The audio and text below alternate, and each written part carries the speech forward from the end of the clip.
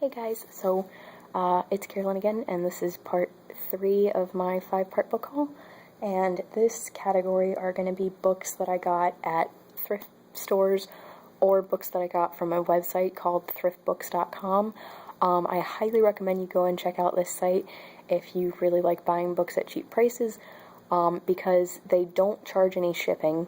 I don't know if they only ship within the U.S. or not, though, because it might just be the U.S. I don't know if it's other countries or not, but no matter where you are in the U.S., they don't charge any shipping, and most of their books, unless they're brand new, are about $4, and they go from any condition. They go from acceptable to like new, and then if they're brand new, like just recently came out within the last couple of years, those will be the more expensive ones. Like, I've seen those for $10 and $12, but most of them are about $4, so it's a great website. I highly recommend. But yeah, so let's get started with these. These first two are romance novels, but I really like both of these authors because they usually have a lot more substance to them than most romance novels. But it's Vision in White by Nora Roberts, which is the first in the Bride Quartet saga. Quartet. And then this is The Immortal Highlander by Karen Marie Moning. These I really enjoy. I have all of them. I think it's kind of a series, and I think there's 8 of them, and I have all of them. I actually lost my copy of this one, so I just got a new one. And how do I explain this? All of these books are set in kind of ancient Scotland, well, modern times and ancient Scotland, because it involves time travel, which is awesome. So it's time travel, Scotland, druids, and magic. So I was kind of sold on these books. And so because of these aspects, it makes the plot really intricate and awesome, and kind of just makes you overlook the romance part. And, you know, the romance is still pretty cool. So yeah, these are really good. And this one I've actually already started reading, and it is also very good. I kind of want to read the rest, because it's about 4 girlfriends, and each book is one of them kind of finding the love of their life and getting married. So these are pretty good. Next is Silver Hill by Phyllis A. Whitney. I don't know if you guys can read that. Maybe. Oh, yeah, okay, I got it. Good. And there is no cover with this book because it's very, very old. I think it's from the 50s. Let me check. 67. And Phyllis A. Whitney, I started reading her books when I was in middle school, and she's one of my absolute favorite mystery writers. She was my first mystery writer that I read, and I know everybody's like, oh, Agatha Christie's so amazing, Victoria Holt, and I really love Agatha Christie. I have several of her books that I really want to read, but since Phyllis A. Whitney was my first mystery writer, she has a very warm place in my heart, and this is one of my favorite books of hers. Next we have Pillars of the Earth by Ken Follett. I don't really know how to pronounce his name, because this is my first book of his that I'm reading, and this is one of the books that I got from Thrift Books, and I got this for $3.45, and it's in really good condition. Like, it's got some spots on here, but I mean, it's not really stained, it's not ripped, it's in really good condition. And it's a huge book. It's 957 pages. It's huge. But I loved the miniseries of this, and so I'm really excited to read the actual book, even though it's really huge, so I'll probably take a month and try to tackle this.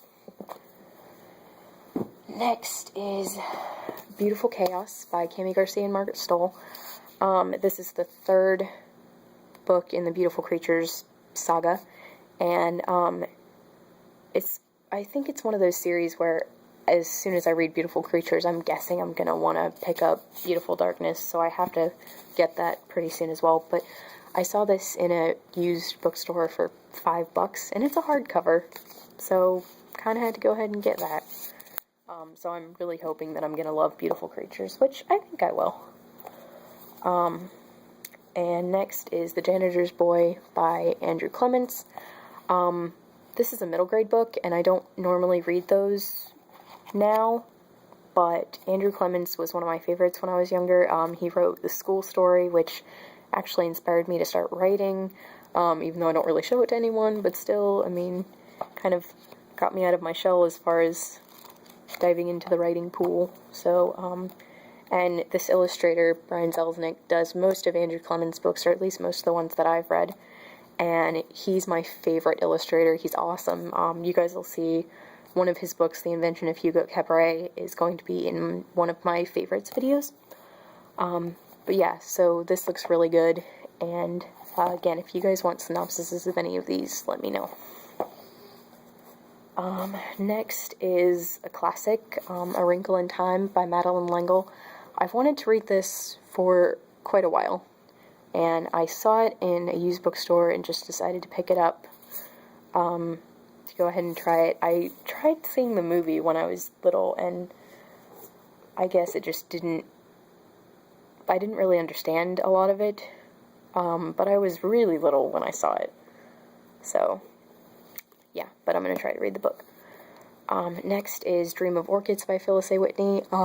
This book is so good. I read it when I was 12, and it actually gave me nightmares because it was so scary, but I really love books like that. I love books where, I mean, I don't love books that scare me, but I love books where the characters are so real that they just jump off the page, so it just makes you have those feelings like, oh man, this is so scary and creepy. It's really cool.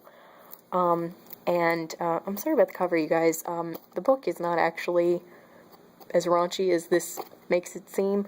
The romance is actually very little. It's way more mystery than romance, and there's like a little bit of romance in it with like the main girl getting the guy.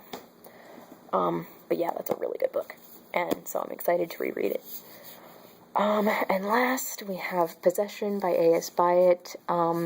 This is the movie cover of the book. That has the movie, I saw the movie and it was really good. It has Gwyneth Paltrow, Aaron Eckhart, Jeremy Northam, and Jennifer L. And, it's basically a parallels story. It's these two English professors find letters from Queen Victoria's poet laureate to another poet, and they are love letters. And each of these professors in their own right is a expert on both of these poets. And the love letters suggest that they had an affair, and neither of them knew that. So basically the story and the film is them basically trying to solve this mystery and see if these two really did have a love affair. So they basically go investigating, and the two professors kind of fall in love as that happens, and the movie shows the parallel, like it shows their part of the story, and then it shows the actual story of the two poets. And I don't know if the book does it the same way, but I'm hoping it's going to be really good, because it's, I think this is considered somewhat of a classic. I'm not really sure. It says Booker Prize winning novel. And I've heard of A.S. Byatt before, and a lot of people really enjoy her. So, yeah, that's exciting. Okay, so that's the end of part 3, and part 4 is coming up next. Bye, guys.